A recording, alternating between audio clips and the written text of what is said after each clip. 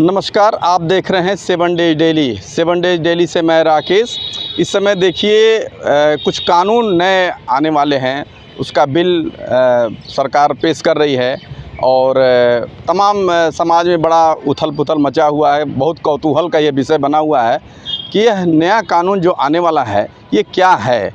नई IPC, CrPC, ये सब नई नई धाराएं जो चेंज होने वाली हैं, तो इस सब के विषय में अभी हमको भी नहीं मालूम है।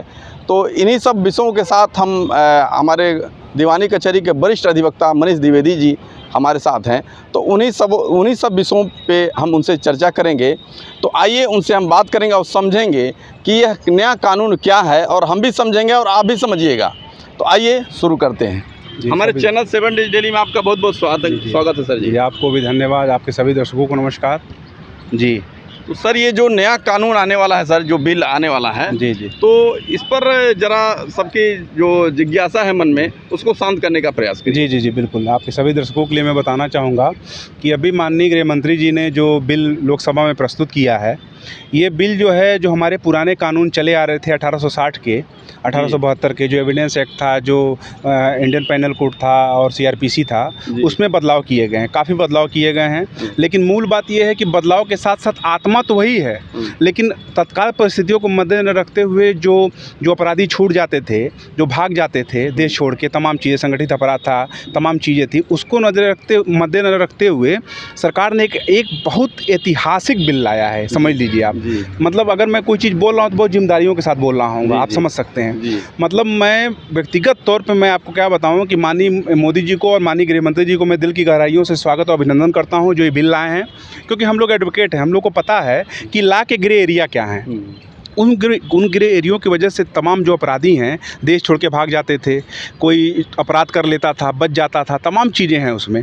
तो इसमें मैं ये बताना चाहूँगा कि ये जो इस बिल की जो शुरुआत है एकाएक नहीं हुई है जी। मैं बताना चाहूँगा सभी दर्शकों को, ऐसा मत सोचिए कि सरकार एक दिन उठी है और बिल ला दी है। इसके लिए सन 2020 में एक कमेटी का गठन हुआ। उस कमेटी के जो हेड थे प्रोफेसर रणवीर सिंह जी हैं, वाइस चांसलर दिल्ली यूनिवर्सिटी के हैं। इसमें तमाम बहुत महान लोग इसमें हैं, सीनियर एडवोकेट महेश मडारी साहब हैं, और समझ लीजिए कि इसमें देश के 22 लॉ यूनिवर्सिटी के प्रोफेसर शामिल थे, 6 हाई कोर्ट सुप्रीम कोर्ट के जजेस शामिल थे, और इसमें महान जो जितने 270 एमपी इसमें शामिल थे। इन तमाम विषयों के विमर्श करने के लिए मैं बात कर रहा हूँ।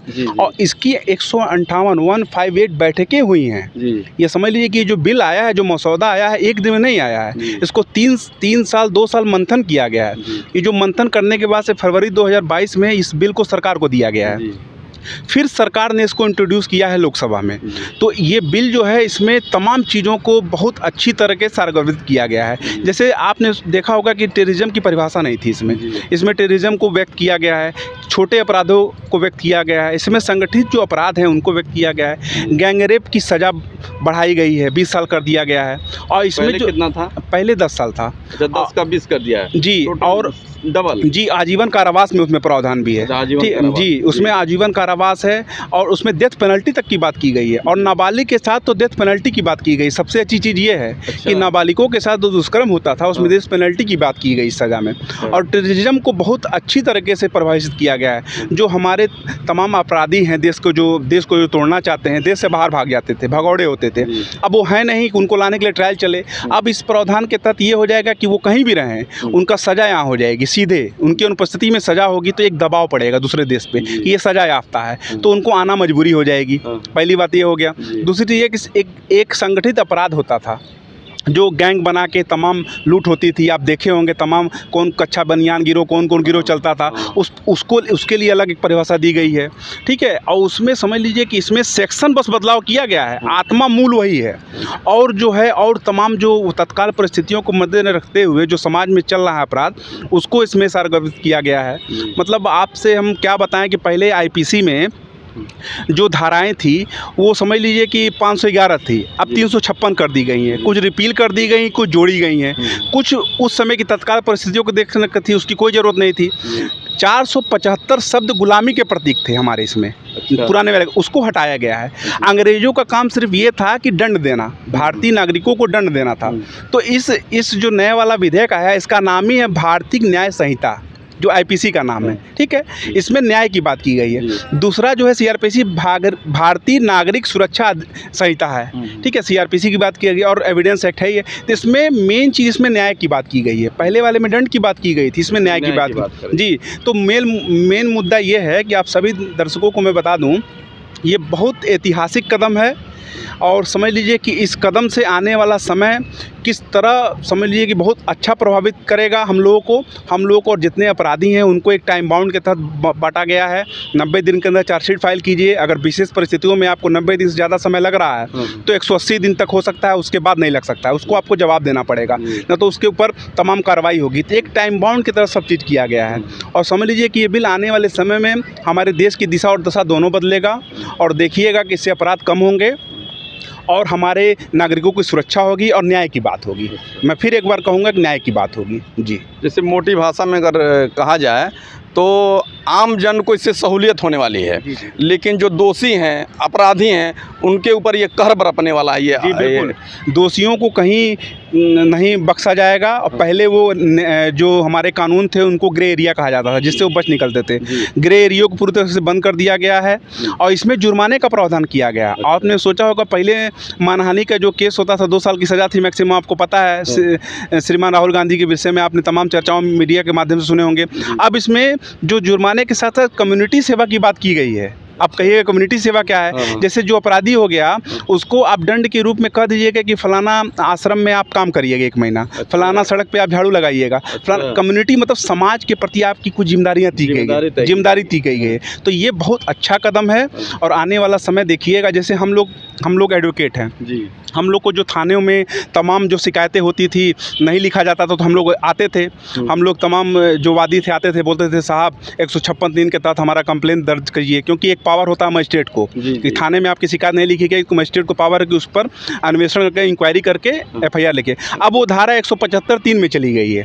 देखिए सेक्शन का बस बदलाव हुआ है। अब आप लोग सुने होंगे कि 482 FIR को केस करने की बात हाईकोर्ट में कहा जाता था, अब वो 530 में चली गई है। तो सेक्शन बस इधर सुधर हुए हैं, बाकी मूल आत्मा वही है। और मेन चीज़ ये है कि इस विधेयक में पूरी तरीके से न्याय की बात की गई है। आप लोग देखिएगा कि ये कानून आने वाले समय में बहुत बड़ा प्रभाव समाज में डालेगा और अपराधियों को बिल्कुल बख्शा नहीं जाएगा। मतलब आम जन को इससे सहूलियत मिलने वाली है। उनके साथ इसमें अन्याय नहीं होगा, लेकिन दोषियों के साथ तो कहर बरपेगी सरकार और कानून। देखिए इसमें जैसे कि तमाम प्रावधानों में आपने देखा होगा, अभी नाम सुना होगा आपने जीरो FIR। जीरो FIR की चर्चा निर्भया वाले कांड से हुई थी 2012 में, आप लोगों को पता है। तो जीरो FIR कोई नई चीज़ नहीं है, लेकिन जीरो FIR को बहुत विस्तारित रूप से दिया गया है। इसमें कोई भी शख्स अपने थाने के जुरिडिक्शन में अगर नहीं होता है, कहीं भी अपराध होता है तो पहले वहाँ थाना पे अपना रिपोर्ट लिखवाएगा, उसको जीरो FIR बात की गई है। और वो जीरो FIR जो है 15 दिन के अंदर आपके जुरिडिक्शन यानी आपके थाने में ट्रांसफ़र कर दी जाएगी। तो ये बहुत अच्छी चीज़ है। पहले होता क्या था कि हम वहाँ पे जाते थे, दर दर भटकते थे, नहीं आपका FIR आपके जुरिडिक्शन में नहीं आता है, वहाँ जाइए, तमाम उसमें समस्याएं होती थी वादियों को। अब इसमें आप कहीं भी FIR लिखवाइए, 15 दिन के अंदर में वो FIR ट्रांसफ़र होके आपके जुरिडिक्शन में चली जाएगी। ये बहुत अच्छी चीज़ की गई है। इससे समझ लीजिए कि नागरिकों का समय बचेगा, सही तरीके से न्याय मिलेगा और एक जवाबदेही तय होगी। इसमें जवाबदेही तय होने की बात की गई है। तो उससे आने वाले समय में आप देखिएगा कि समाज में बहुत गहरा प्रभाव पड़ेगा और समाज इससे बहुत अच्छी तरीके से जानेगा, समझेगा और देखिएगा कि नागरिकों की पूर्ण रूप से रक्षा होगी, सुरक्षा होगी और एक नागरिकों को न्याय मिलेगा जी। तो अभी आपने सुना कि हमारे वरिष्ठ अधिवक्ता सर ने जो ये जो नया कानून आया है इसके बारे में बहुत बारीकियों से बताया है, तो आप लोग को अच्छी जानकारी हुई होगी। और अगर मन में आपके कोई सवाल उठता है तो कमेंट बॉक्स में अपने सवाल करिएगा और उसका जवाब सर से मिलके उसका उत्तर देने का प्रयास किया जाएगा। तो अगर चैनल पे नए हैं तो कृपया चैनल को सब्सक्राइब कर लीजिएगा और कमेंट बॉक्स में अपने कमेंट प्रतिक्रिया ज़रूर बताइएगा और लाइक और शेयर ज़रूर करिएगा। तब तक के लिए धन्यवाद। जय हिंद, जय भारत। जय हिंद, जय भारत।